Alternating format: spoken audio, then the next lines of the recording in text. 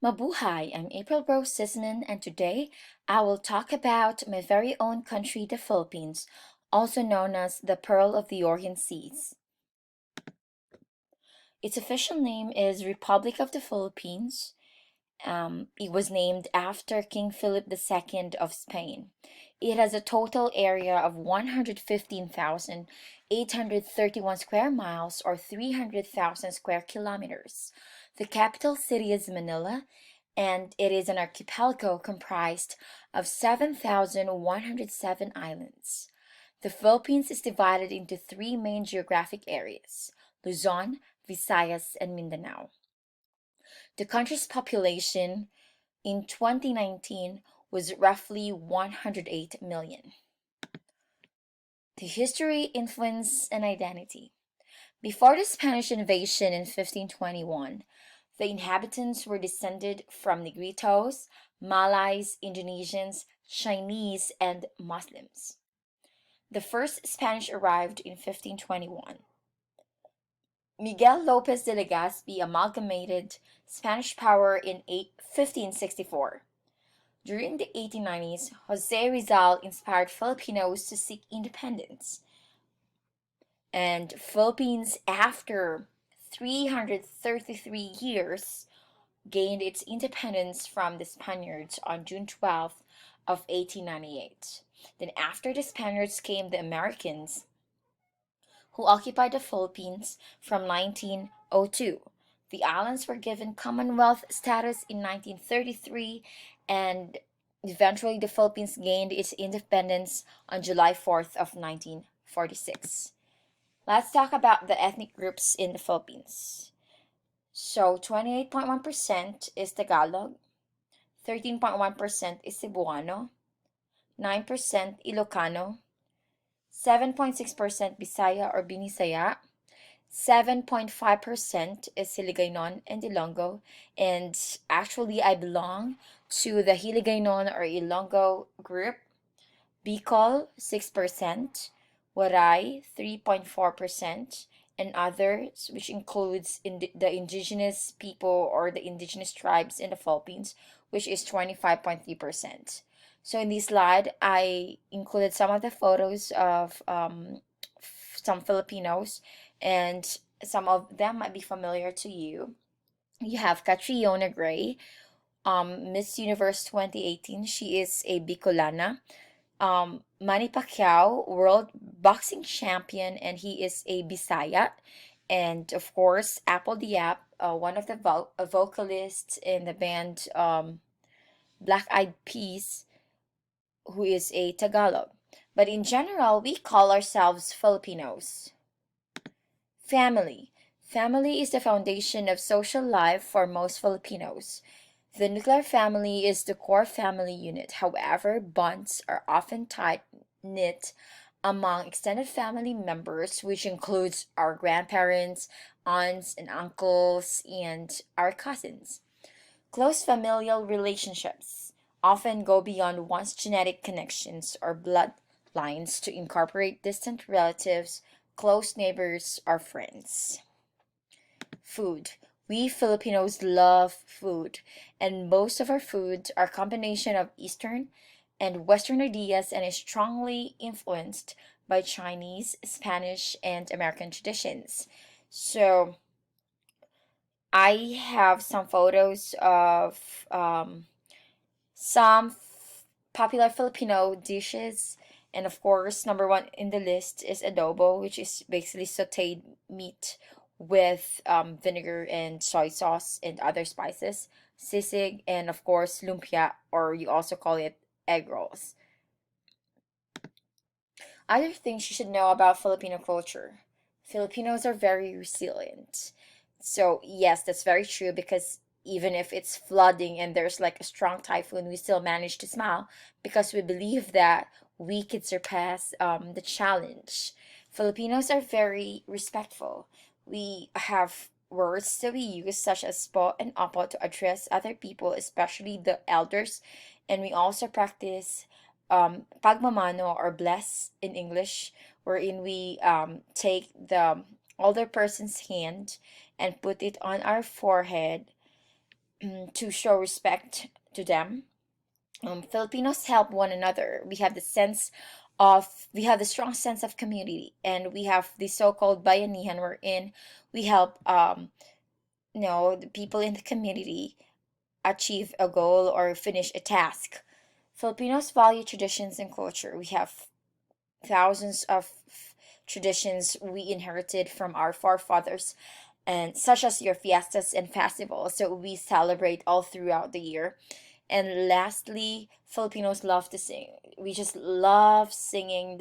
We sing our hearts out everywhere you go, especially when there's a party or any celebration. Filipinos love to sing, and we do karaoke. Now let's talk about language. The Philippines has two official languages, namely Filipino, based on Tagalog and English. There are more than 170 languages spoken in the Philippines, and Filipino or Tagalog has been influenced in vocabulary by the languages with which they have come into contact, such as Sanskrit, Arabic, Chinese, English, and Spanish. Linguistic features of the Filipino language. Sound system. Tagalog is a non-tonal language with a relatively small number of phonemes. Vowels. Tagalog has 5 vowel phonemes, sounds that make a difference in word meaning. And this is how we produce the sound or the vowel sounds. You say a, e, I, o, u. A, e, I, o, u. For consonants, Tagalog has 18 consonant phonemes, and Tagalog syllables have a relatively simple structure. Most syllables are either open or end in a vowel or in n, and ng. The consonant ng can occur at the beginning of words. The consonants f and t occur exclusively in loan words. Thus, despite its spelling, the word Filipino is pronounced as Pilipino. Grammar. Tagalog is an ergative, absolutive language. It means it treats the subject of an intransitive verb like the object of a transitive verb, but distinctly from the subject of a transitive verb.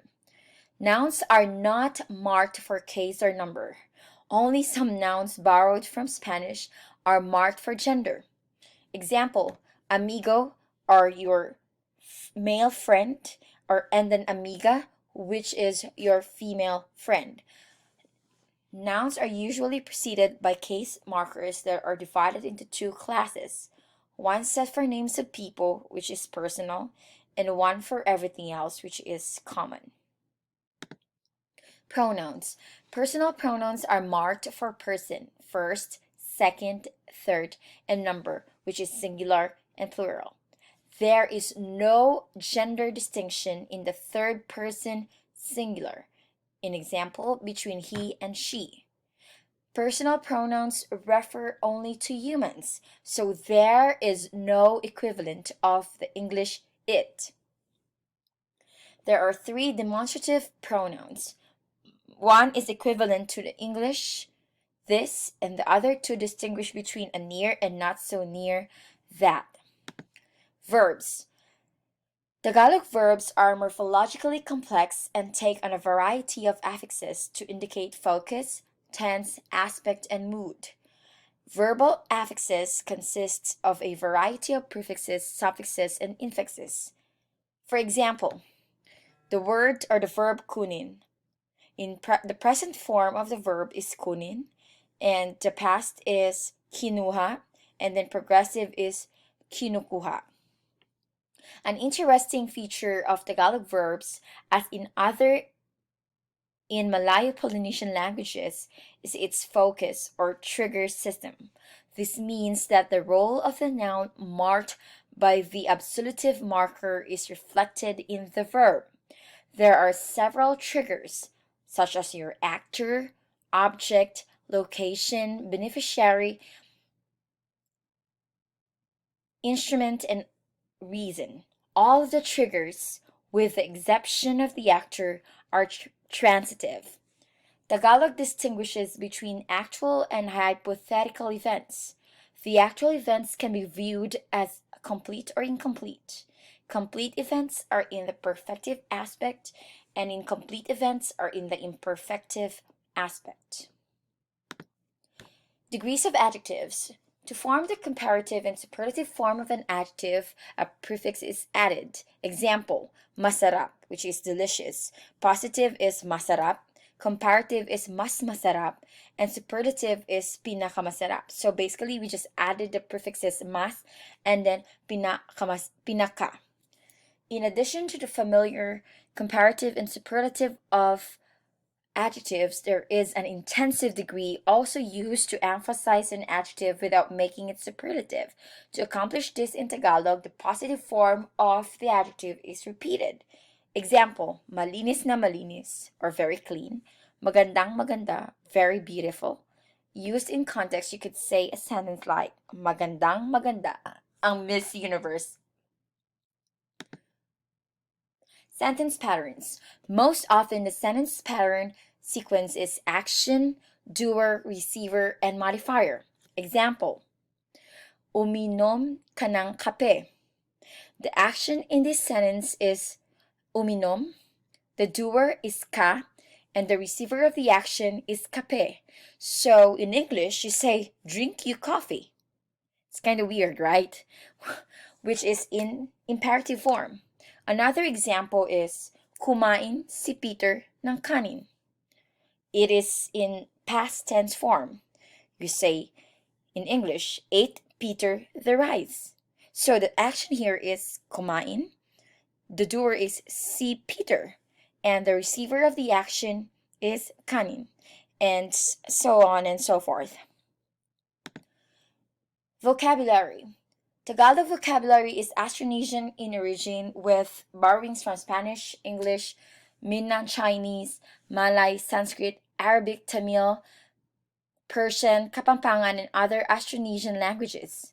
But of course, Spanish loanwords reflect over 300 years of Spanish domination, while English loanwords resulted from half century of American control over the Philippines. Here are some examples of borrowed words in Tagalog. Caballo is borrowed from the Spanish word caballo, which means horse. Kumusta? In Spanish, ¿cómo está? Or how are you?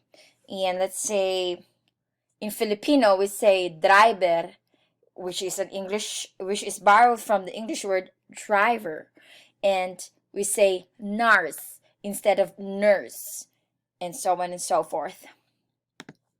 Below are a few basic words and sentences in Tagalog, and I'm not gonna read all of them, but let's just say I'm gonna pinpoint two examples. Let's say thank you. In Filipino, we say salamat, and goodbye is paalam. So did you know that English has borrowed a few words from Tagalog? And among them are the words bundoks, which is from the Tagalog word bundok, which means mountain, adapted by occupying American soldiers in the Philippines for a remote and wild place, reinforced or readopted during World War II. And of course, Manila, the capital of the Philippines, gave its name to Manila hemp 1814, original source of Manila paper. Classroom or academic implications. It is not that difficult to teach English to Filipino students because they are exposed to the language, and some of the Tagalog words are borrowed from English language. However, some challenges may occur because of the following reasons. Some Filipino words do not have direct translation to English. Another thing is, some Filipinos have trouble producing the sounds of consonants P and F, T, and TH. Pronouns are not usually gender assigned in Filipino language, so it might be difficult to teach them the use of pronouns. If you say he or she in an English sentence, you use the same pronoun siya in Tagalog translation. It literally means that person, and it doesn't matter what the original gender is. For example, she is beautiful. In Tagalog, siya ay maganda, and you say he is hardworking. You still say siya ay masipag.